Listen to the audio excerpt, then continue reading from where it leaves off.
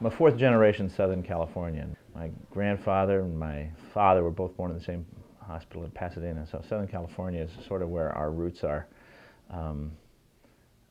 We moved around a lot when I was a kid, but I identify with Southern California the most, which is where I went to college. This is where I met Mary Alette. And we got married, lived in Los Angeles as happily unemployed actors. I had a beautiful young wife. I had a 1965 Mustang convertible. And I would do like a play a year and support myself by being a bartender. And I was, pretty happy. But then we decided to start a family. And when Mary Alette got pregnant, I did anyway, you sort of have to decide what you want to do when you grow up. Because you find this, somebody in the family's going to be, you got to take care of. So we decided what we wanted to do is we wanted to raise children and do plays. But we thought that wasn't a great place to raise kids. And so we said, well, where can you raise kids and do theater? And the answer at that time, in 1982, was either Minneapolis or Seattle. And Mary Alette was from Minneapolis, and so we could live on her parents, well, not on our floor. They had an extra bedroom even, so we could live for free if we moved to Minneapolis, which is what we did. And didn't come planning to start to work at the Guthrie Theater, just came because it was a great theater town. It's just a fabulous theater town, as it still is. Just auditioned everywhere, took everything I got into, and eventually I got into my first professional job at Chanhassen Dinner Theaters. I tried out for The Forerunner, and I got the lead in that. And that ran for a year and a half. That was a professional contract at Chanhassen. Deciding to become professional is like a critical point in an actor's life, because once you are in the union, Actors Equity, you can't work at non-equity theaters. Like I can't do a show now at Theater in the Round. So you have to decide, do people know you well enough to sustain an equity career? They had open auditions every 6 months, and I would go to the open auditions and audition every 6 months at the Guthrie, and nothing would happen, and nothing would happen, nothing would happen. Until like 1986 or 87, I guess, I got hired right after the Chanhassen run to understudy a bunch of times, and then finally that year also I got in a production. I was in Leon and Lena and Lens. I was Richard Ohms played the role for the first half of the run, and I played the role for the second half of the run. And that was my first production at the Guthrie. So to actually be working on the Guthrie stage is, well, it's gigantic. I mean, I think it's the most respected theater in the country. And to actually work there is an honor and a privilege. There's nobody that pays as well as the Guthrie by far. So my economic situation is I got to work at the Guthrie a little bit every year so I can afford to work at all these other theaters. It's tough to string together a living. Everything in this town is totally freelance. It's worked out well for me in some cases, because I've done parts that I wouldn't necessarily be cast in at the Guthrie, but I've been able to play some leads in recent years at smaller theaters. Great parts, like I played Richard III for 10,000 Things, and I got the opportunity to work for 10,000 Things, which is I don't know if you know this theater company, but their mission is to perform in prisons and in homeless shelters, and so you do your play with no lighting and very minimal costumes and set, and you're in the auditorium or the gym at the prison, and you just set up and do Richard III. And right, I mean, this close, now is the winter of our discontent, right in this guy's face, talking about murder to murderers. It's a very, I lobbied to work for those guys. Well, Thirst was put together by a bunch of actors, and I don't know, it's a great idea. They said, they want to take writers and actors and throw them together real fast and do this fun experience. You'll be sitting, patrons will be at a bar, and all of a sudden a piece of theater erupts at the table next to them. And things acted out and it disappears, boom, goes away. Wouldn't that be kind of fun?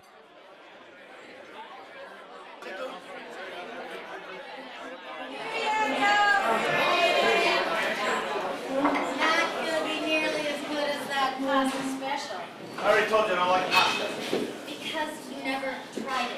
You do it 4 times over the course of a couple months on Monday nights, which is Actors' Night Off, so you can have your regular theater gig and and do this. So it's really a busman's holiday. And you want to know the really sad part, Frank? I don't even like fettuccine Alfredo. I like bolognese. I like curry. I like spice. When I lived in the cities, I ate food so hot it made my head sweat, and I liked it. But It's fun because it's partly because it's scary, because you're under rehearsed and the people are right next to you, and you're just totally exposed. And it's part of the rush that actors like, you know, of putting themselves in harm's way.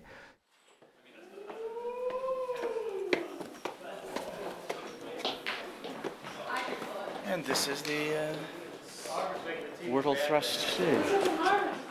They're getting ready to do the fight call now, which I'm not in, but I thought you'd find interesting. Stand by, please. Have speed. And ropes.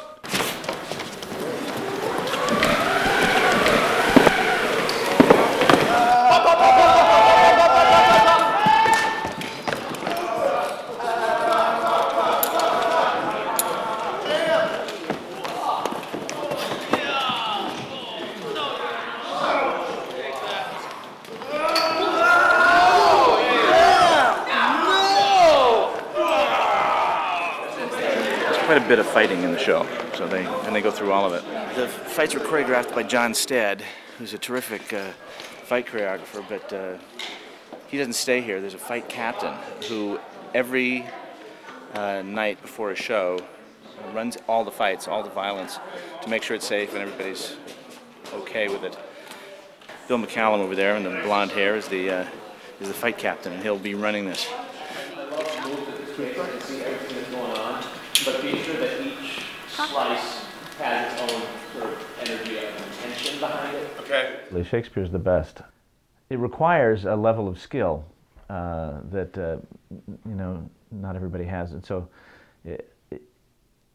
and when it works, it's just so wonderful. I see the form as palpable as this, which now I draw. You have the luxury at a theater like the Guthrie to sit around the table with the whole cast and read the script and go over it and study the script for a week before you ever get up on your feet and start moving around. And I love that part. I do all my research beforehand. I read the play and I read all of the comments on all the Arden edition, and I read other, you know, essays and academic studies of the play and find out what every little thing means, and then start exploring well, everybody's work. That's what's nice in the table work. You can, you know, you can talk about one of Macbeth's lines with the guy who's going to play the part. Look at thee back. My soul is too much charged with blood of thine already. I have no words. My voice is in my blade. Thou bloodier villain than terms can give thee out. And Shakespeare gives you direction in the way he's actually written the verse, the iambic pentameter, the way he changes the structure. If they have the basic ba-boom, ba-boom, ba-boom, ba-boom, ba-boom, and if he toys with that, it's always for a reason. It always tells you something. It gives you information about how to play it. If it's like a ba-boom, ba-boom, ba-boom, boom, what's that mean? What's that suspension? You know, it gives you an automatic. It helps convey the emotion. I drink to the general joy of the whole table and to our dear friend Banquo. Would he were here. To all and him and all to all we thirst. Our duties at the ledge.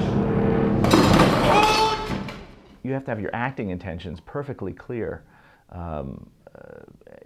You can't fudge. Like when you're doing a scene with somebody, you have to know absolutely what you're doing, and you have to convey that, your action and your intention towards that other character, so that the audience can get it even if they can't perfectly understand the words. And also, a lot of times Shakespeare gives you double meanings with his phrases. You know, it's poetry. So it can be vague, or it can mean two things. And so you got to play one while implying the other, or, you know, just pick one and hope the audience picks up the other, or, you know, the whole thing, the whole experience is very, very rich for an actor, and hopefully for an audience too. Mary Alette and I started a school for kids, and the part of it that I was the most excited about was the summer Shakespeare camp. We ran for like 10 years. And we would take kids 9 to 16, and we would do a Shakespeare play. We would cut it down to just over an hour, or as close to an hour as we could get it, while telling the whole story, not adding any modern language, not making it easier that way. Changeling boy to be my henchman. Set your heart at rest. The Fairland bite's not the child of me.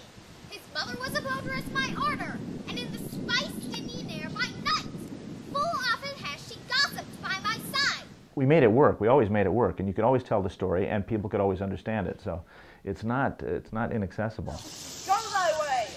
Thou shalt not from this grove till I torment thee for this injury. I was walking backstage once, and I heard this line get a huge laugh, and I thought to myself, that joke has been killing them for 400 years. You know, that's a 400-year-old joke, and it's still knocking them dead. I love it. I love it. And the kids, of course, you know, were transformed by finding out that they could take what, I mean, you know, a kid that age, you'll think that's pretty hard stuff if you look at it on the page, and it is. But you start speaking it, you know, the first thing we'd have them do is we'd say, take your script home and translate it into, you know, colloquial, how you would say these things. And once they got over that, then they could start enjoying the poetry of it and, of course, the showing off and the acting, which is what any kid that signs up for a play wants to do, is show off a little bit, and it's very showy. It's designed to be played, Shakespeare. Romeo doth thy name, and for that name which is no part of me, take all myself. I take thee at thy word! Call me but love, and I'll be new baptized. Henceforth, I will never be Romeo. Art thou not Romeo and a Montague? Neither fair saying.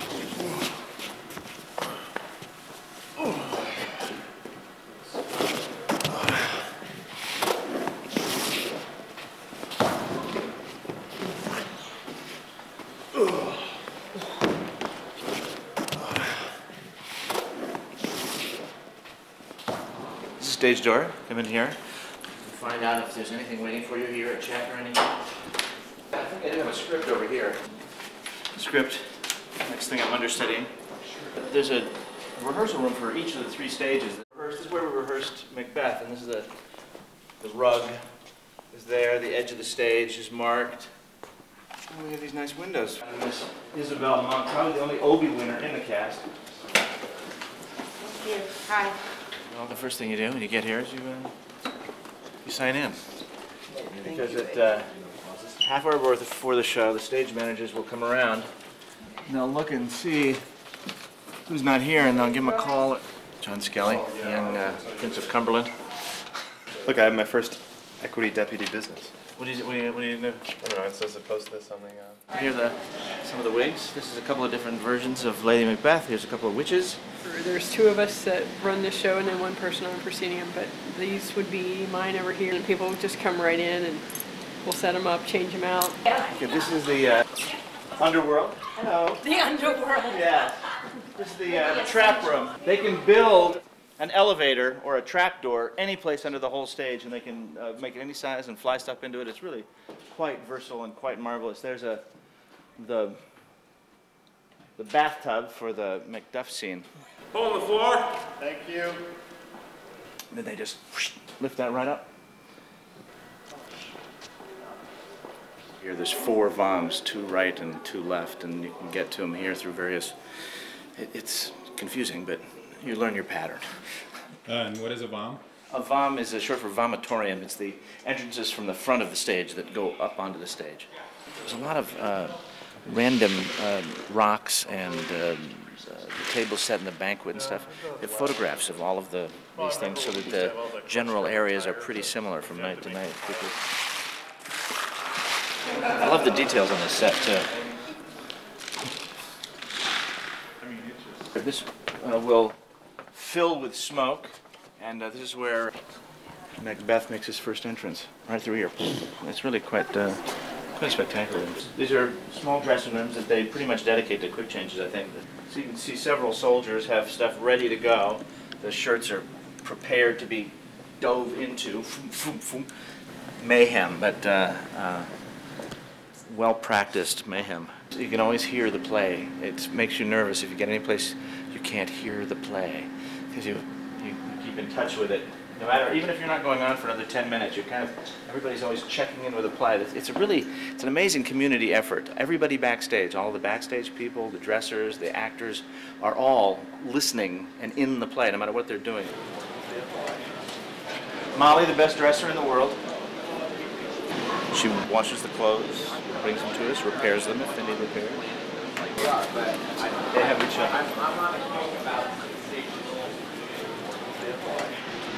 And this is my dressing room with the really good-looking guys. Hey, Bob. Hey, guys. Hey. This is what all the flyboys wear. Flyboys have an inflated sense of self. That's one way of putting it. They start the show by jumping out of the If it ain't grid tight, over, it ain't right. and they fly onto the stage. And there's a ritual of self-aggrandizement that gets them through this dangerous task. Macduff. Hello. You were asking advice for young actors how they want to get to the Guthrie. Half the guys in this dressing room went to the University of Minnesota BFA program. So maybe one answer. You take the bus. Birthday cake? Look at this. It's chocolate chip and I'll be back A men's dressing room. I've never been in one where they actually closed the door. Sam Bardwell is becoming the bloody sergeant. Has the first big speech in the show. It all starts with Vaseline. It all starts with Vaseline.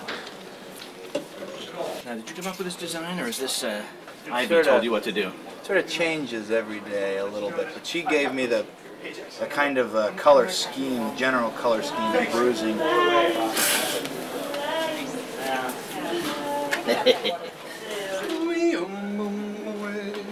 Don't need to tie a tie every night, so just...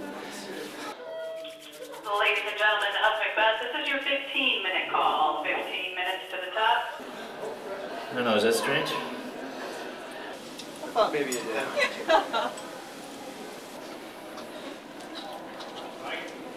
The designer picked out these frames, and then the Guthrie put my prescription in them, which is very nice, because then I can actually see what I'm doing on stage. And I lobbied for dark suits, because I knew the king was wearing a very dark suit. The darker the suit, the closer to the king. A very dark coat. Yeah, you are, man. That's proverbial. The Thane of Ross. The Thane of Ross is the character that has the most lines that you're least likely to remember. You'll remember the information I convey, but people don't tend to remember the Thane of Ross later because he's a carrier of information rather than an actual instigator. You'll remember young Macduff because the story's about him and Macbeth and Duncan and Banquo and Lady Macbeth. One flyer checks another flyer to just back them up. They just do it because they enjoy it. They just like touching the straps. It's called intimate touch. Don't be fooled. Can you guys take anything seriously? Yes, Seriously. I'll take everything about this job seriously. I'm gonna put this fake armor on.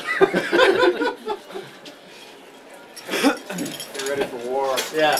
Ready to take the fate of battle. I will put on my 5-minute makeup, which will ooze from here and from my mouth and nose. They've given me a plethora of wounds to work with in this costume in various spots, so I get to pick each night which one I want to play with. And so I think I'm going to have a gallbladder wound, just a little trickle from my head. An assistant stage manager will come around and count everybody because it's very embarrassing to start the show and then realize that the person who's supposed to speak is down in his dressing room and didn't hear the call.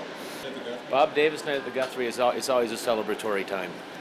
Nina, she's from Pasadena. Are you going to be here to see Nina in her bloody dress? Okay. And you're from California? No, I'm from I just Minnesota. call her Nina from Pasadena. Where we do the crossword. Never lose it. Fly boys. Whoa! I hate those fly boys. I think they're so cool. And I'm so tired of it.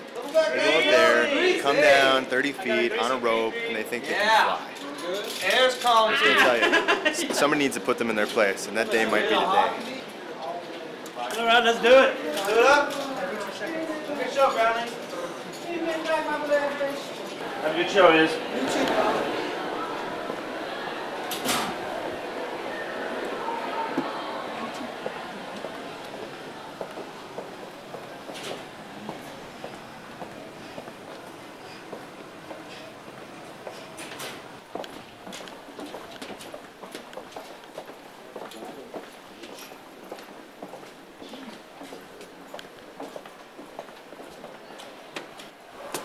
Thane of Ross.